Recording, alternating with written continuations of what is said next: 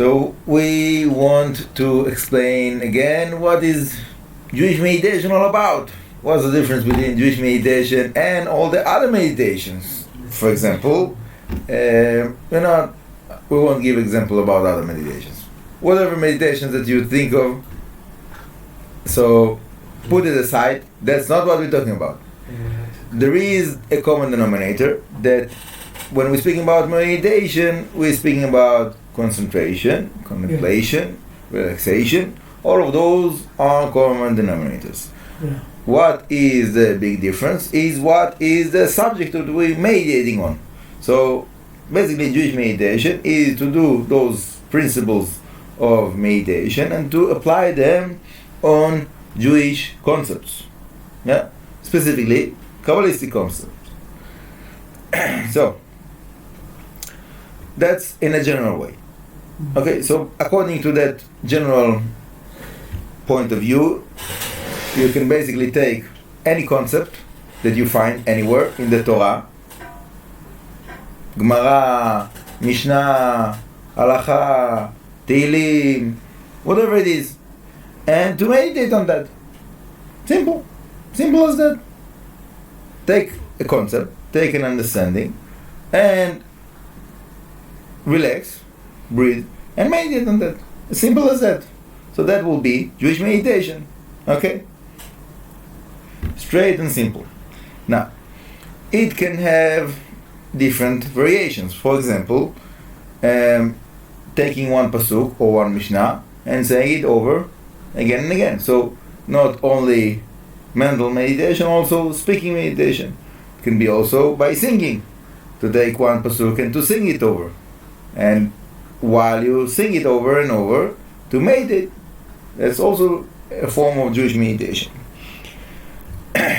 Now, those meditations are definitely good and valid and practical and useful, and I recommend them.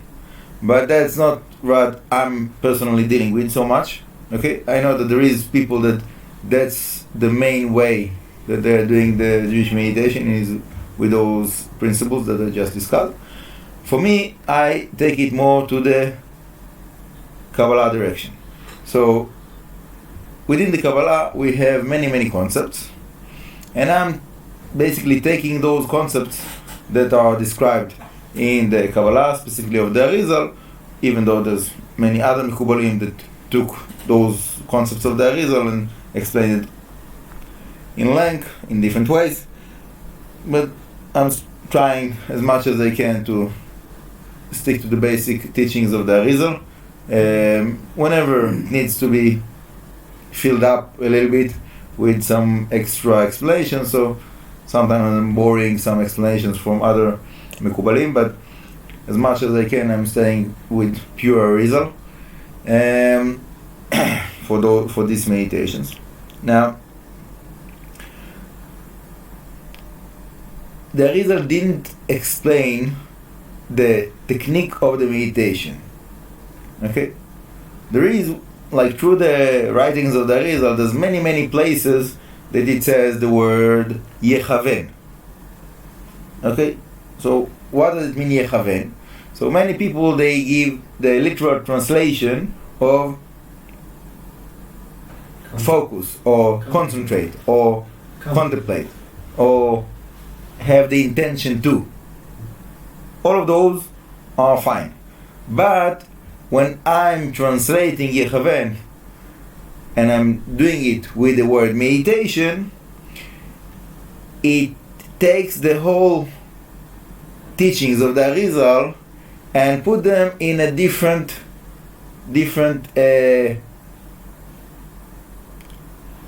it becomes to be a different way of application for our generation. Okay, because within our generation, so when you say the word meditate, so many people understand that if it is meditation, so I cannot just go through that and I have to stop. I have to relax, look on that, concentrate on that. It's not something that I can just go through without any Yeah. So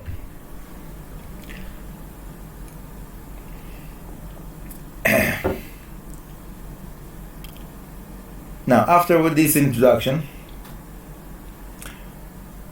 I want to give a certain basic form of the meditation that is, again, following those teachings of the Arizal. That within the teachings of the Arizal, we have 4 worlds. Okay? 4 worlds from top to bottom is Atzilut, Bria, Yetzira, Asiya. Okay? Now, what does it mean?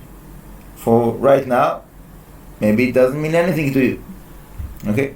But when you remember those words, Atzilut, Bria, Yetzira, Asiya, so you can have those 4 boxes in your mind, and you write those names on those boxes, and now, after you get into the learning, you start to pile in those boxes the different understandings, the different concepts that are related to each one of those boxes. Okay?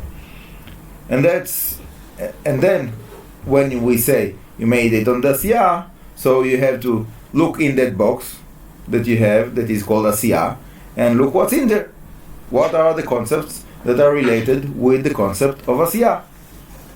And so on and so forth. Every time we're moving from one world to another, one sphera to another, one partsuf to another, and so on and so forth. So you have to have those structures, you have to have those boxes in your mind, and to know to open them and look through them.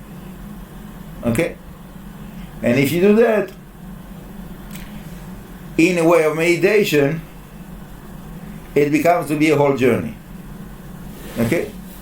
That you have the learning time, that you are sorting out different concepts and putting them in the right boxes, and afterwards, after the learning time, you have meditation time, that you are using this learning as an application of meditation, that you're going through those boxes and looking what in them and trying to have more of relationship with those concepts.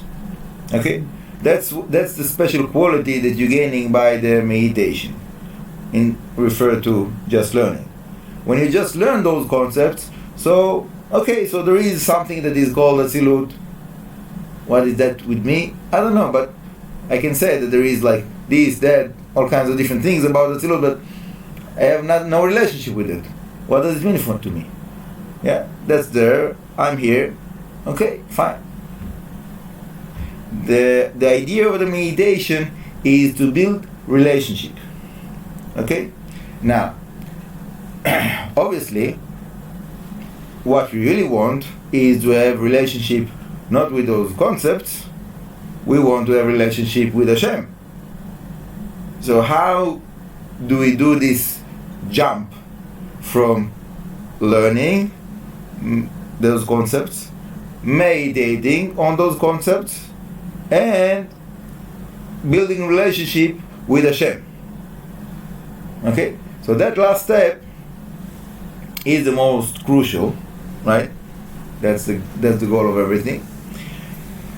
So the answer is that those concepts, that's what Hashem gave us as a way of relating to us, that we will be able to relate to Him. So when we're doing that, with that consciousness that that's what we do, that itself is building the relationship. Okay? Let's give it a parable. What is it like? Let's say, for example, that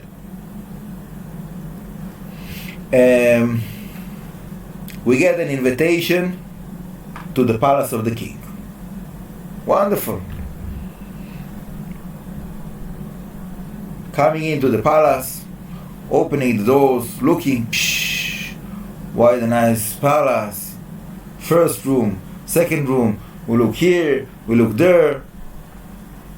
So if we are just like tourists and the king doesn't know that we are coming to his palace, so there's no relationship with the king, we're just touring through the palace, right?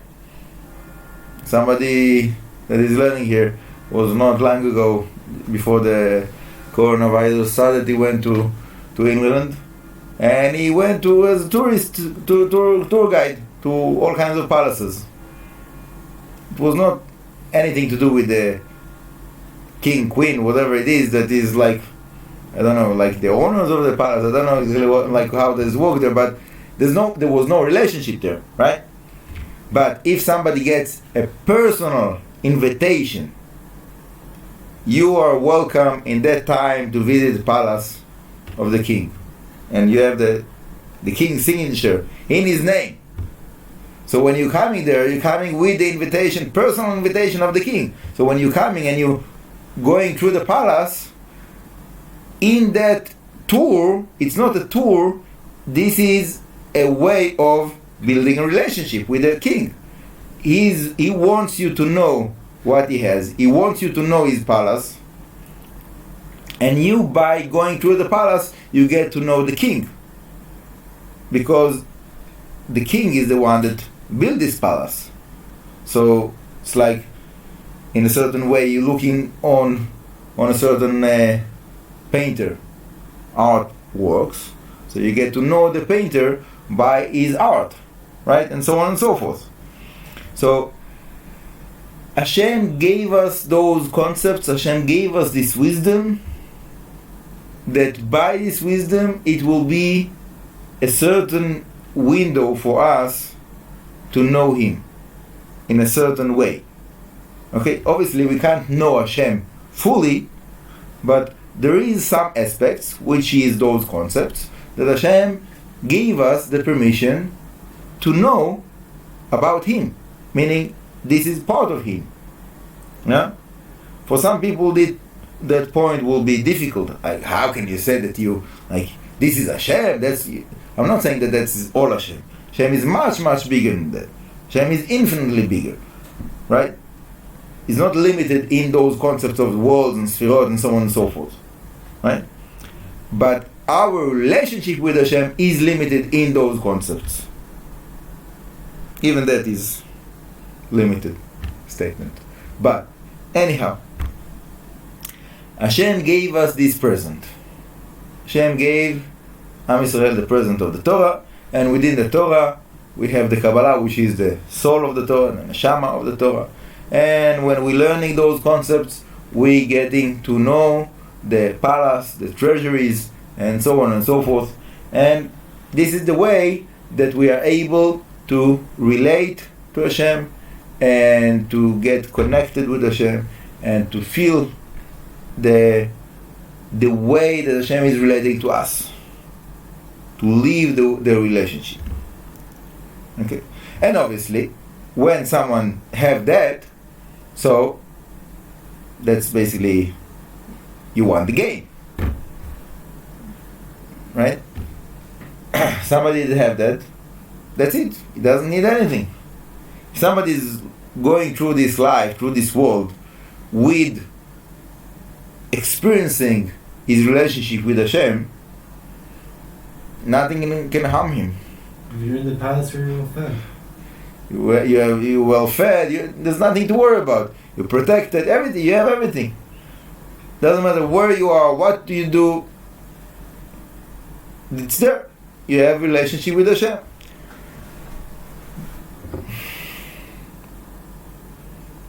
So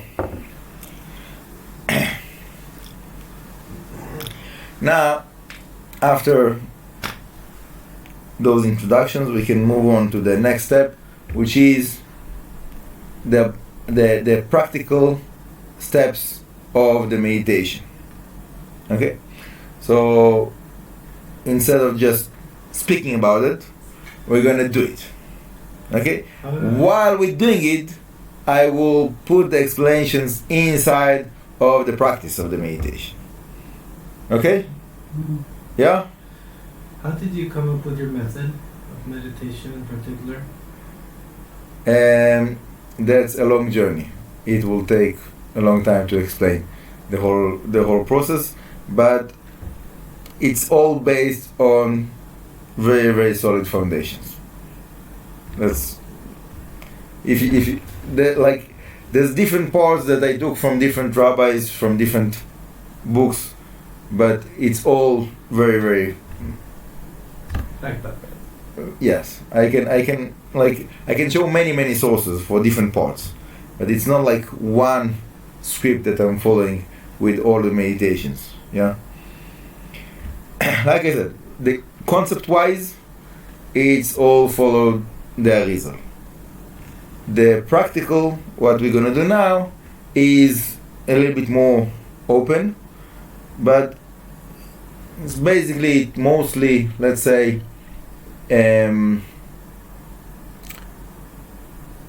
connected with inheritage. It comes from Rav Avraham Bulafia, more than the Arizal.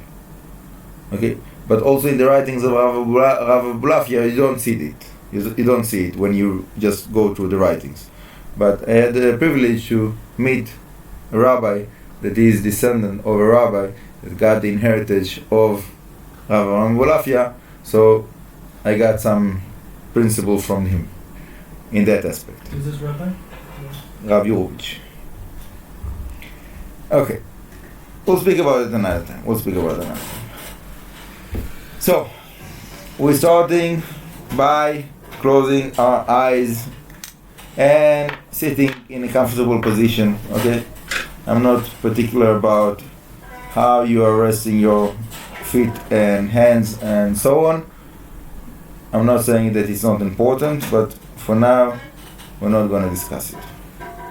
So just be comfortable and breathe.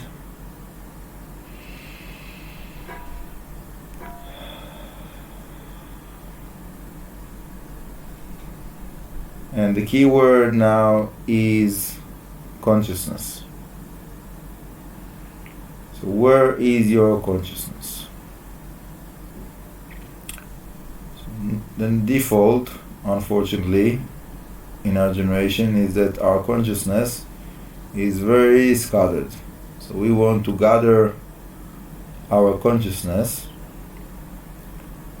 and bring it back home. Okay, so we're starting with bringing the consciousness to our physical body. What does it mean to be conscious of our physical body? Means to experience the sensations of the physical body. Whatever is the sensations, wherever you're comfortable, whatever is not comfortable, hot, cold, airy, stuffy, whatever it is that you're experiencing in the physical level, just be there in the experience.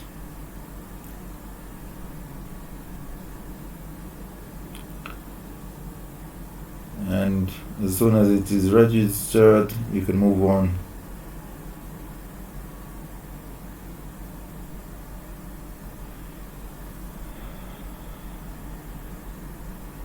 Then after a few good breaths,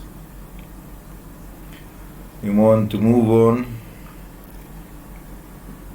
and to bring our consciousness to our emotional body.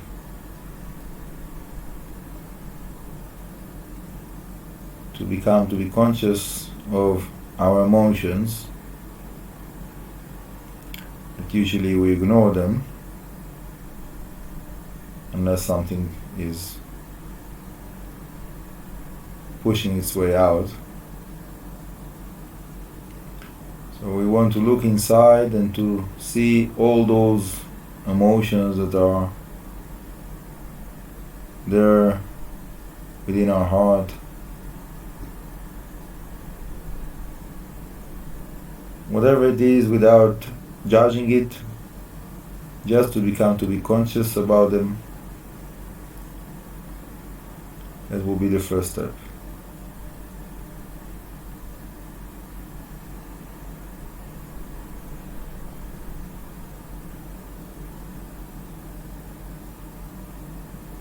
Actually, it's the second step. Now we're going to the third step, which is to bring the consciousness to the thoughts that goes through our mind.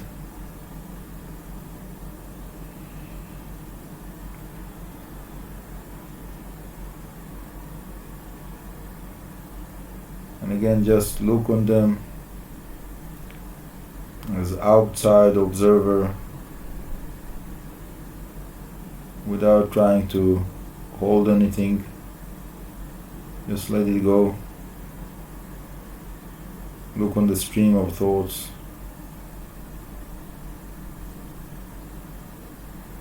As it flows.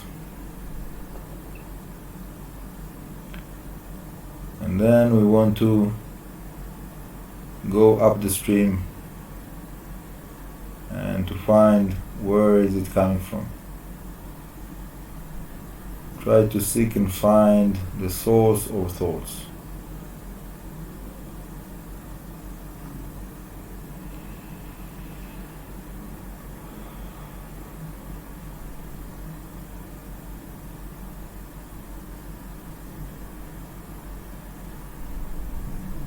And we're going to connect ourselves to that spring, origin of our thoughts.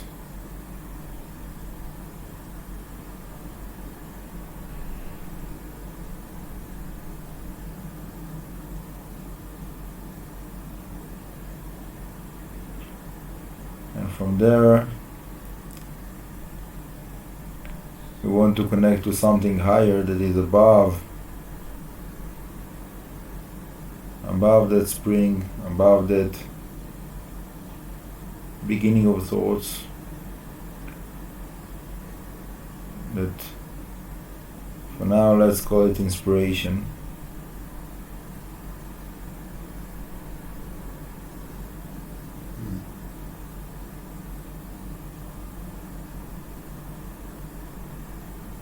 The source of our inspiration that comes down to our thoughts. Try to connect to that point of your being that you're getting your inspiration from.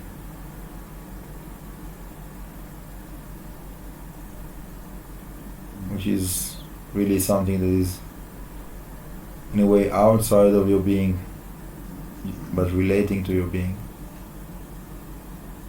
And from there you want to experience that as connection to HaChaim. Because that point that we're getting the inspiration from is really an extension of the light of HaChaim. So we are there in that inspired part of our being that receives the light of HaChaim. And from there we're getting nourishment, from there we're getting inspiration, from there we're getting our life.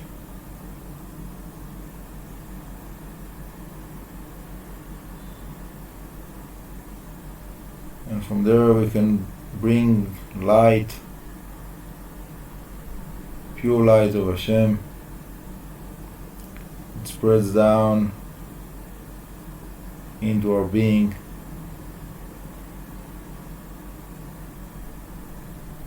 Into all of those levels that we climbed from.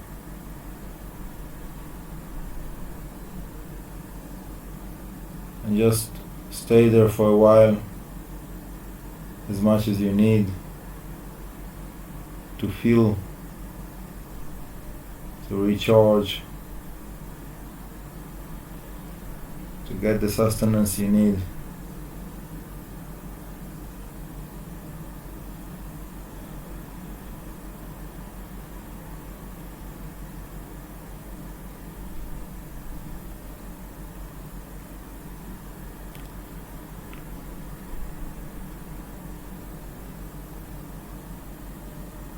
When you feel that you're done, coming down,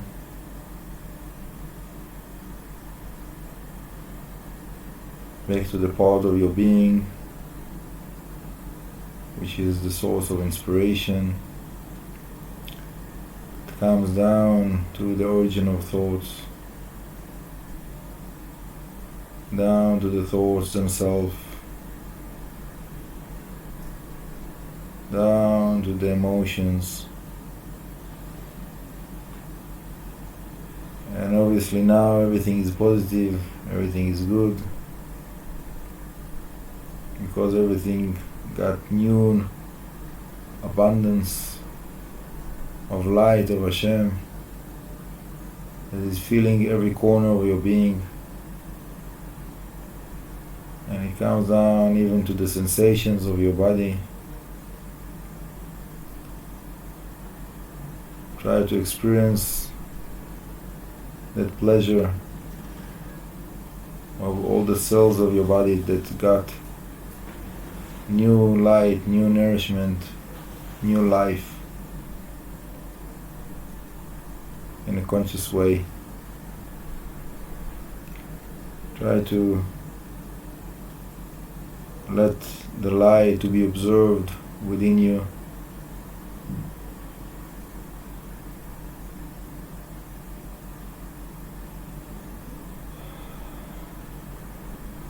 Breathe. And when you're ready, slowly bring the movement back to your body.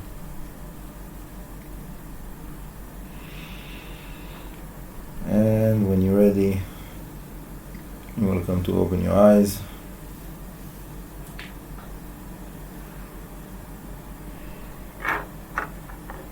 Oh Hashem.